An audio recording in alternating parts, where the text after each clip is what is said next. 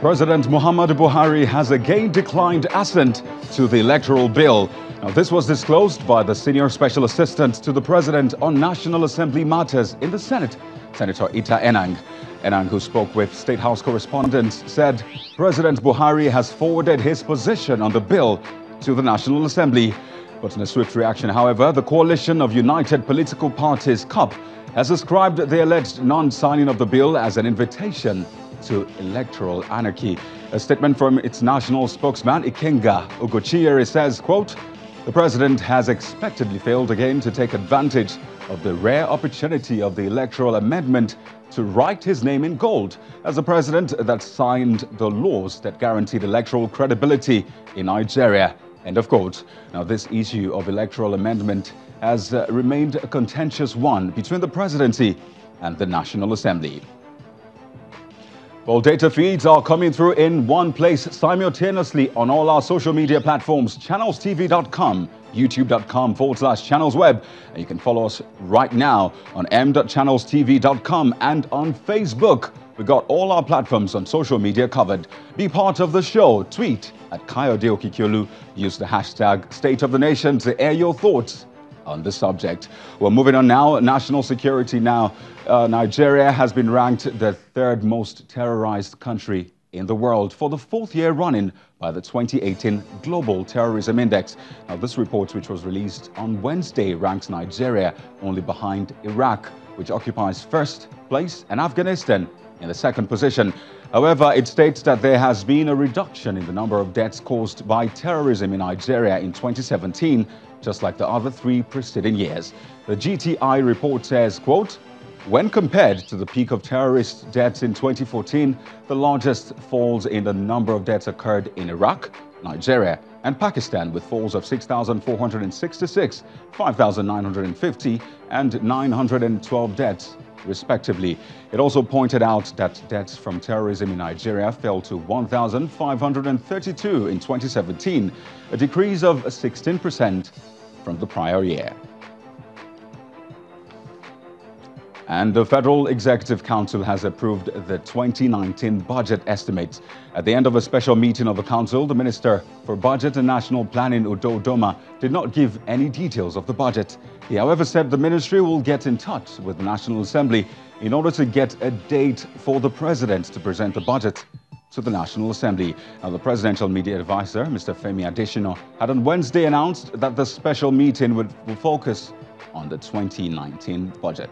Well, it is prime time here in Lagos, and this is State of the Nation.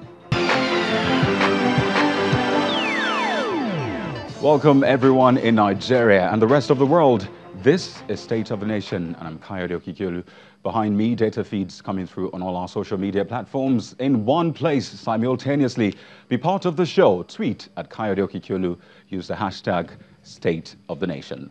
Well, let's get right into our discussion for tonight. And we will be looking at the non-signing of the Electoral Amendment Bill as amended. And we have two gentlemen joining us from Abuja. Well, Jeff Ojinika is a member of the Coalition of United Political Parties Steering Committee. He's also Deputy Chairman of IPAC, a National Chairman of C4C Party. He's also a former House of Representatives, a former member of the House of Representatives, joins us live in Abuja. And we also have Honorable Segun Oshinaga, a member of the All Progressives Congress. Thank you for joining us on the program. My pleasure. Thank you, and good evening, Nigerians. Good evening. Okay, so let's get right into this amendment bill. It's been, what you might say, back and forth for a few months now. I'd like to ask, what was your immediate reaction to the statement from a senior special assistant to the President on National Assembly matters concerning this electoral amendment bill? Now, this question, of course, is for Mr. Jeff Ojinika. Well, today is a very sad day for democracy, and we thought the President would have disappointed a whole lot of people, in the sense that in the last 4 months, there have been intelligence report that that he will not assent to the bill. It has been there, and they've been moving, front and back.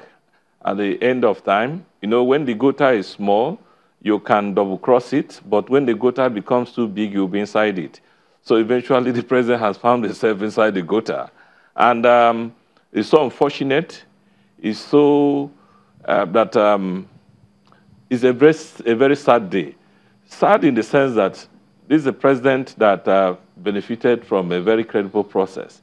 And in the last 3 years, there has never been any single bill sponsored by the executive towards ensuring that we improve on our electoral process. The electoral bill that we have is the one sponsored by the National Assembly. What stopped Mr. President from sending amendments based on his experience in the last 4 elections that, does it mean that there's no improvement, there is nothing that he would have improved in the electoral process?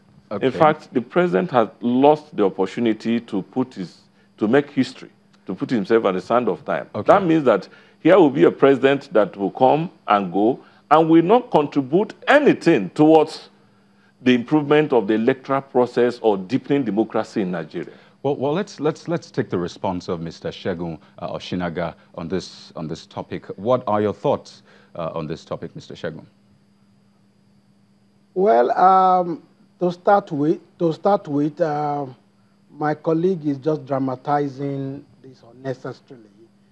The truth of the matter is that the president stated in his letter that changing the goalpost when the game has already started will create enormous confusion. And that's absolutely right. I think it's too late in the day to introduce new rules when the game has started. So in fact, the president should be praised for trying to avert confusion and trouble.